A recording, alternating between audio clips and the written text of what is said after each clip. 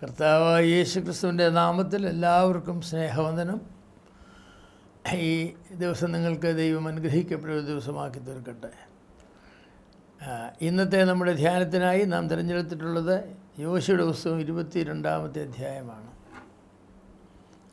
വളരെ മനോഹരമായിരിക്കുന്ന അധ്യായമാണിത്. അതിന് കാരണമെന്ന് പറയുന്നത് ഒരു വലിയ ദുരന്തത്തിൽ നിന്നും ദൈവത്തിൻ്റെ ജനം വിവേകത്തോടുകൂടെ പെരുമാറിയതുകൊണ്ട് രക്ഷപ്പെട്ടതായിരിക്കുന്ന ഒരു ചരിത്രമാണ് ഇവിടെ പറഞ്ഞിട്ടുള്ളത്. ഇസ്രയേലിലെ 2 ഗോത്രങ്ങൾക്ക് അവകാശം ലഭിച്ചത് യോർദാന് കിഴക്കായിരുന്നു എന്ന് നമുക്കറിയാമല്ലോ.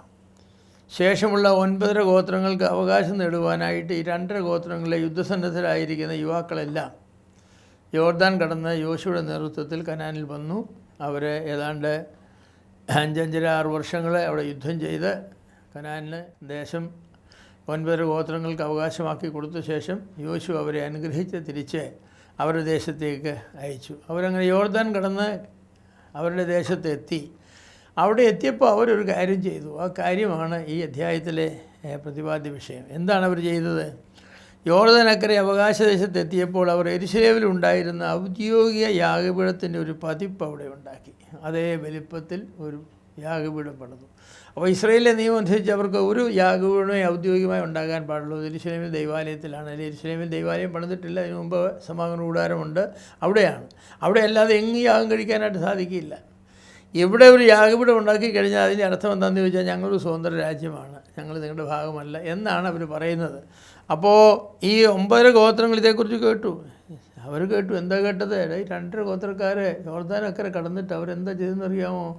അവർ സ്വാതന്ത്ര്യം പ്രഖ്യാപിക്കുകയാണ്. നമ്മുടെ ദേശത്തിൻ്റെ ഭാഗമല്ലെന്ന്. അവർ യാഗപീഠമൊക്കെ പണിതു. ഇനി അവർ യാഗം തുടങ്ങും, ആരാധന തുടങ്ങും, അവർ പുരോഹിതന്മാരെ നിയമിക്കും. അങ്ങനെ വലിയൊരു ആപത്തിലേക്ക് വരാനായിട്ട് പോവുകയാണെന്ന് കേട്ടു.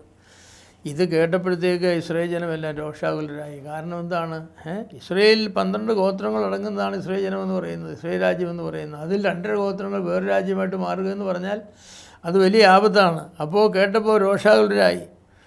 അവരെന്ത് പറയുന്നറിയാമോ? അവർ പറഞ്ഞു, നമുക്ക് യോദ്ധാക്കളെ തിരഞ്ഞെടുത്തിട്ട് അക്കരെ പോയി യുദ്ധം ചെയ്യണമെന്ന് പറഞ്ഞു. അവരോട് യുദ്ധം ചെയ്ത് അവരെ തോൽപ്പിച്ച് നമുക്കവരെ നമ്മുടെ കീഴേ കൊണ്ടുവരണമെന്ന് പറഞ്ഞു.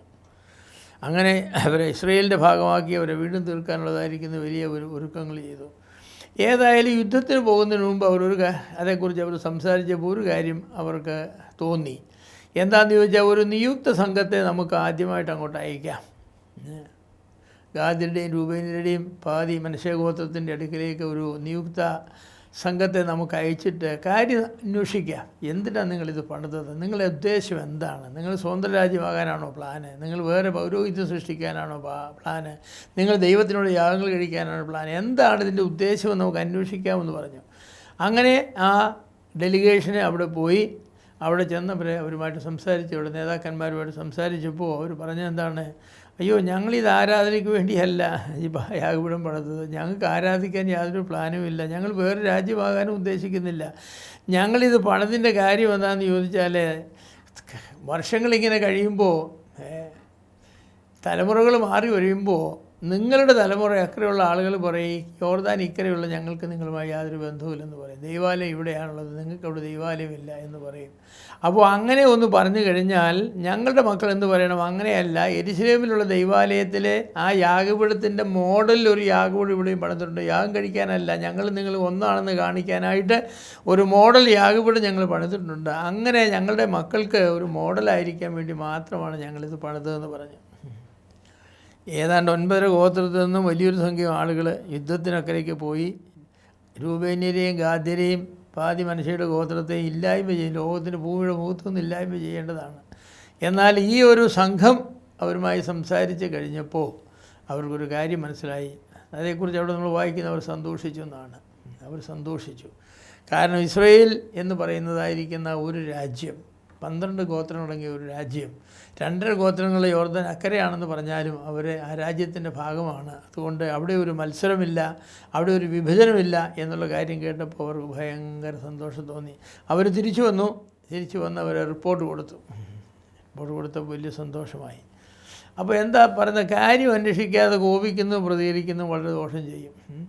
കാര്യം അന്വേഷിക്കാതെ അവരൊരു യാഗപീഠം പണിതു എന്നുള്ളത് കാര്യമാണ്, അത് യാഥാർത്ഥ്യമാണ്. പക്ഷേ അതെന്തിനാണ് പണിതത്? എന്തുദ്ദേശമാണ്? നിങ്ങൾ എന്ത് ചെയ്യാനാണ് പോകുന്നത്? ഇതൊന്നും അവരോട് ചോദിച്ച് മനസ്സിലാക്കാതെ ഈ 9 ഗോത്രങ്ങൾ തന്നെ അതിനുള്ള ഉത്തരം കണ്ടെത്തിയിട്ട് എന്നാൽ നമുക്കെടുക്കുക വാളും വില്ലും എടുക്കുക, അക്കരയ്ക്ക് പോവാം, യുദ്ധം ചെയ്യാം എന്ന് പറഞ്ഞിരുന്നെങ്കിൽ എത്ര സങ്കടകരമായിരിക്കുന്നൊരു കാര്യമാകുമായിരുന്നു. നമ്മൾ പലപ്പോഴും അങ്ങനെയൊക്കെയാണ് കാര്യങ്ങൾ ചെയ്യുന്നത്. അന്വേഷിക്കാതെ നാം കോപിക്കും, കാര്യങ്ങൾ മനസ്സിലാക്കാതെ നാം ചില തീരുമാനങ്ങളെടുക്കും. സത്യം അന്വേഷിക്കുവാനുള്ള ബുദ്ധി കോപിച്ച് കഴിഞ്ഞാൽ പലപ്പോഴും ഉദിക്കുന്നത്. അടി കഴിഞ്ഞാൽ പിന്നെ അയ്യോ വേണ്ടായിരുന്നല്ലോ ചിന്തിക്കുന്നതിന് കാര്യമില്ല, അബദ്ധം പറ്റിപ്പോയില്ല, വല്ല കാര്യമുണ്ടോ?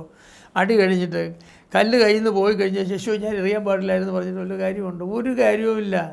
മുന്നമേ വേണം ചിന്തിക്കാൻ. കുടുംബത്തിലായാലും സഭയിലായാലും ദേശത്തായാലും കേട്ടാലൂടെ നടപടി എടുക്കുന്ന കാര്യങ്ങൾ ശരിയല്ല. അങ്ങനെയല്ല. വെട്ടൊന്ന് മുറി രണ്ടെന്ന് നാട്ടിൽ പറയും. വെട്ടൊന്ന് മുറി രണ്ട്. വെട്ടിക്കഴിഞ്ഞിട്ടാണ് അന്വേഷിക്കുന്നത്, അത് കാര്യമില്ല. വെട്ടിക്കഴിഞ്ഞാൽ മുറി രണ്ടാകും, പിന്നെ അത് യോജിപ്പിക്കാൻ ഒക്കുകയില്ല. ആര് വിചാരിച്ചാൽ യോജിപ്പിക്കാൻ ഒക്കുകയില്ല. ഗുളുവൊക്കെ വെച്ച് ഒട്ടിക്കാമെന്ന് പറഞ്ഞാലും അതൊന്നാവില്ല, ഒന്നാം തോന്നുകയുള്ളൂ. എൻ്റെ പ്രിയമുള്ളവരെ, എത്ര ബന്ധങ്ങളാണ്, എത്ര ആപത്തുകളാണ് വിധമുള്ളതായിരിക്കുന്നത്. അന്വേഷണം ചെയ്യാതെ കാര്യങ്ങൾ ഇരുന്ന് സംസാരിച്ചാൽ പല കാര്യങ്ങളും പരിഹരിക്കപ്പെടും, പല പ്രശ്നങ്ങളും പരിഹരിക്കപ്പെടും. തുറന്ന മനസ്സോടെ ഇരുന്ന് കാര്യങ്ങൾ പറയുകയും ചെയ്ത ആൾ എന്തുകൊണ്ട് ഞാനത് ചെയ്തു എന്ന് വിശദീകരിക്കുകയും മറ്റുള്ളവർ കേൾക്കുകയും ചെയ്താൽ ഒരുപക്ഷെ പല വഴക്കുകളും ഇല്ലാതെയാകും.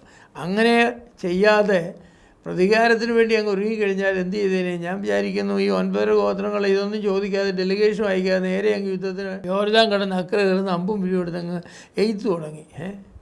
ആളുകൾ ചിലപ്പോൾ അങ്ങോട്ടും ഇങ്ങോട്ടും മരിച്ചു വീഴാൻ തുടങ്ങി. ഒടുവിലെല്ലാം കഴിഞ്ഞിട്ടാണ് എന്നിട്ട് നിങ്ങൾ എന്തിനാ ആ യാഗപീഠം ഉണ്ടാക്കിയത്? ഇപ്പോഴാണോ ചോദിക്കുന്നത് യാഗപീഠം ഉണ്ടാക്കി? എത്ര പേരെ കൊന്നു നിങ്ങൾ? അല്ല ഇപ്പോഴാണെങ്കിലും അറിയാൻ ആഗ്രഹത്തിനാണ്. അത് കാര്യമില്ല. അങ്ങനെ ചോദിച്ചിരുന്ന കാര്യമാണ്. അങ്ങനെയല്ല ചോദിക്കേണ്ടത്. കാര്യങ്ങൾ സംഭവിക്കുന്നതിന് മുമ്പ്, പ്രത്യാഘാതങ്ങൾ ഉണ്ടാകുന്നതിന് മുമ്പ്, പ്രതികാരം ചെയ്യുന്നതിന് മുമ്പ് ഒരു സംഭവം നടന്നാൽ ആ സംഭവത്തെക്കുറിച്ച് അന്വേഷിക്കണം. ആര് ചെയ്തു, എന്തുകൊണ്ട് ചെയ്തു, എങ്ങനെ ചെയ്തു, എന്തിനു വേണ്ടി ചെയ്തു, എല്ലാ കാര്യങ്ങളും അന്വേഷിച്ച് ആലോചന കഴിച്ച് പ്രാർത്ഥിച്ച് വേണം തീരുമാനങ്ങൾ എടുക്കാൻ. അങ്ങനെ അല്ലാതെ എടുക്കുന്ന തീരുമാനങ്ങൾ വളരെ ദോഷം നമുക്ക് ചെയ്യും. അങ്ങനെ നമ്മൾ ഒരിക്കലും തീരുമാനങ്ങൾ എടുക്കരുത്. അങ്ങനെ ആലോചിച്ച് കാര്യങ്ങൾ ചെയ്യാതെ മനസ്സിലാക്കാതെ പല കാര്യങ്ങളും ചെയ്യും. ശൗൽ അങ്ങനെ ഒരു മനുഷ്യനായിരുന്നു. ആലോചിച്ച് കാര്യങ്ങൾ എടുക്കുന്നൊരു മനുഷ്യനല്ല. അന്നേരത്തെ വികാരത്തിന് തള്ളിലെടുക്കും. അങ്ങനെയാണ് താൻ കയറി യാഗം കഴിച്ചതും യോനസിനെ കൊല്ലാനായിട്ട് തന്നെ കുന്തം ചാണ്ടിയതും ഒക്കെ അങ്ങനെയാണ്. കാര്യങ്ങൾ അന്വേഷിച്ചില്ല. കാര്യങ്ങൾ അന്വേഷിച്ചിട്ട് വേണം കാര്യങ്ങൾ നമ്മൾ ചെയ്യാനായിട്ട്. അങ്ങനെ ചെയ്യാനായിട്ട് ദൈവം നമ്മെ സഹായിക്കട്ടെ. അങ്ങനെ ചെയ്തിരുന്നെങ്കിൽ എത്ര കുടുംബങ്ങളിൽ ഐക്യതയുണ്ടായിനും, എത്ര സഭകളിൽ ഐക്യതയുണ്ടായിനും, എത്ര ദേശത്ത് ഐക്യതയുണ്ടായിനും. എൻ്റെ പ്രിയമുള്ളവരെ, അങ്ങനെ കാര്യങ്ങൾ അന്വേഷിച്ച് ചെയ്യുന്ന ഒരു പ്രകൃതിയിലേക്ക് നമുക്ക് വരാം. ദൈവം നമ്മെ സഹായിക്കട്ടെ. വാഴ്ത്തപ്പെട്ട പിതാവേ, ഇസ്രായേലിലുണ്ടാകാവുന്ന വലിയൊരു ആപത്തിൽ നിന്ന് രക്ഷപ്പെട്ട കാര്യം ഞങ്ങളെ ചിന്തിക്കുകയായിരുന്നു. 2 ഗോത്രങ്ങൾക്കെതിരെ 9 ഗോത്രങ്ങൾ യുദ്ധം ചെയ്യാനായിട്ട് ഒരുങ്ങി. എന്നാൽ അവർക്ക് ലാസ്റ്റ് മിനിറ്റ് തോന്നി ഒരു ഡെലിഗേഷൻ അയച്ച കാര്യം അന്വേഷിച്ച ശേഷം യുദ്ധം വേണോ വേണ്ടെന്ന് തീരുമാനിക്കാം.